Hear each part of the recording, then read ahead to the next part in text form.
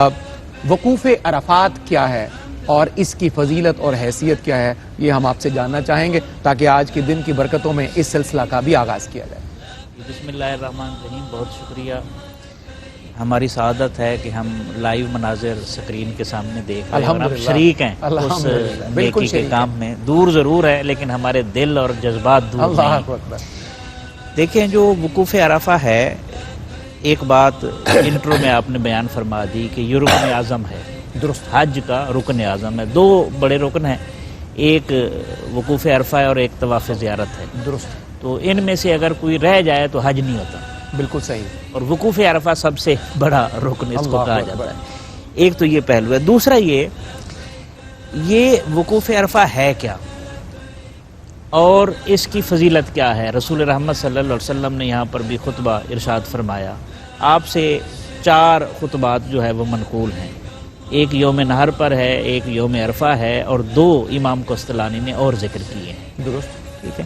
اس میں رسول رحمت صلی اللہ علیہ وسلم نے جو خطبہ ارشاد فرمایا تھا، اس کی اہمیت کی وجہ سے آج کے دن کی اہمیت اور زیادہ بڑھ گئی۔ صحیح۔ مثلا 3 بنیادی چیزیں تھیں جو رسول اللہ صلی اللہ علیہ وسلم نے اس دن کے حوالے سے ہمیں یاد رکھنی چاہیے، ہمارے سامنے رکھی گئی۔ پہلی چیز تو یہ ہے کہ رسول اللہ صلی اللہ علیہ وسلم نے ارشاد فرمایا تھا کہ آج کے بعد جتنی جاہلی قدریں ہیں وہ میرے پاؤں کے نیچے ہیں۔ اللہ اکبر۔ ختم کر دیا گیا۔ اب 3 چیزوں میں اگر دیکھیں، ایک ہے دور جاہلیت، ایک ہے دور علم، یہ فرق ہے ہمارا اور مغرب کا، ٹھیک ہے۔ دوسرا ہے جاہلیت کی قدریں کون سی ہیں، اور تیسرا جو ہے جوہری فرق جو ہے وہ وحی کا ہے۔ میں ایک ایک کر کے عرض کرتا ہوں، پھر اس کی اہمیت اجاگر ہو جائے گی۔ پہلی بات یہ ہے کہ ہمارا دور علم شروع ہوتا ہے وحی کے ساتھ۔ غار حراء میں جیسے وحی اتری ہے، علم کا نور آیا، اقرا بسم ربک الذی خلق۔ اور مغربی تہذیب کا جو دور علم ہے وہ انقلاب فرانس کے بعد شروع ہوتا ہے۔ اس کی عمر 200 سال ہے کم و بیش، اور ہمارے دور علم کی عمر جو ہے وہ 1400 سال سے زیادہ ہے۔ سبحان اللہ۔ بیسک فرق۔ دوسرا یہ ہے کہ رسول رحمت صلی اللہ علیہ وآلہ وسلم نے جو کچھ ہمیں دیا اس کی بنیاد وحی پر ہے، اور مغرب کا جو ہے سارے کا سارا کلچر وہ انسانی خواہشات پر ہے، سوسائٹی کی خواہشات پر ہے۔ یہ فرق ہے، انسان جب خواہشات کے پیچھے جاتا ہے تو وہ حیوان بن جاتا ہے، اور پھر ایسے قوانین بھی منظور ہوتے ہیں، وہ میرے اور آپ کے علم میں ہیں، ہم جنس پرستی اور پتہ نہیں کیا کیا ہوتا ہے، اور ہمارے ہاں وہی ہے۔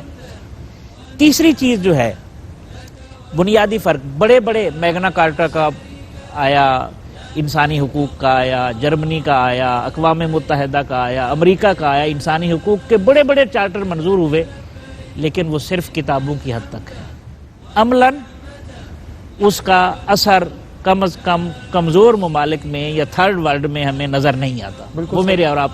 لیکن رسول اللہ صلی اللہ علیہ وسلم جب خطبہ ارشاد فرما رہے اور فرماتے ہیں کہ کسی عربی کو کسی اجمی پر کوئی فضیلت نہیں ہے، تو جناب سلمان فارسی کو وہ اپنے اہل بیت میں پہلے شامل کر چکے ہیں۔ وہ فرماتے ہیں کسی گورے کو کسی کالے پر کوئی فضیلت نہیں ہے، تو 8 ہجری میں جناب بلال حبشی کو کعبے کی چھت پہ کھڑا کر کے آذان دلوا چکے ہیں، درست۔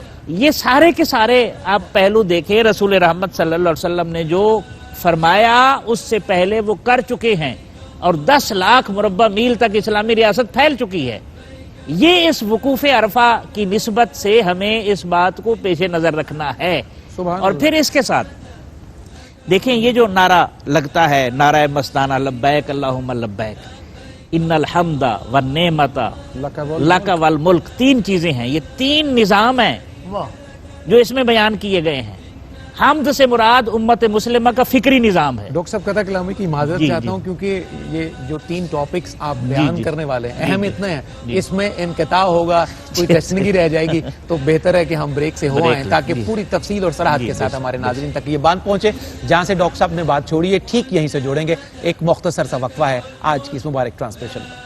آپ کا ایک دفعہ پھر خیر مقدم ہے یوم العرفہ کی خصوصی ٹرانسمیشن لاہور اسٹوڈیو سے۔ لائیو ٹرانسمیشن میں دنیا بھر کے ناظرین ہمارا حصہ ہیں۔ اللہ رب العزت خوشبختی کا یہ کارواں سلامت رکھے۔ ڈاکٹر سعید احمد سعیدی صاحب کی خدمت میں حاضری دیتے ہیں۔ ڈاکٹر صاحب، ان الحمد والنعمت لک والملک، یہ 3 نکات کی آپ تشریح فرما رہے ہیں۔ 3 نکات، 3 نظام ہے اسلام۔ ارشاد ہوں۔ الحمد کے اندر تمام تعریفیں آتی ہیں، درست۔ وہ تعریف کسی کی جائے، در حقیقت وہ خوبی دینے والا کون ہے؟ اللہ۔ اللہ اکبر۔ اور جس کی وجہ سے کسی کو خوبیاں مل رہی ہیں اس کو بھی خوبی عطا کرنے والا اللہ ہے۔ کیا کہنا ہے؟ تو الحمدللہ رب العالمین میں پورا فکری نظام ہمارا موجود ہے کہ تعریف صرف اللہ کی ہے حقیقت میں، درست۔ باقی مخلوق تو ہے ہی، اس کو صفات اللہ نے دی ہیں۔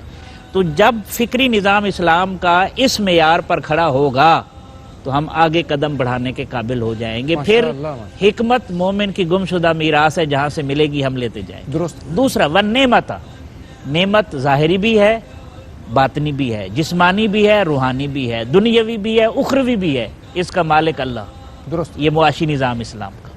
اور تیسرا والملک، یہ سیاسی نظام ہے، اقتدار اعلیٰ کا مالک حقیقی جو ہے وہ اللہ ہے، اور یہی ہمارے آئین کے دیباچہ میں لکھا ہوا ہے۔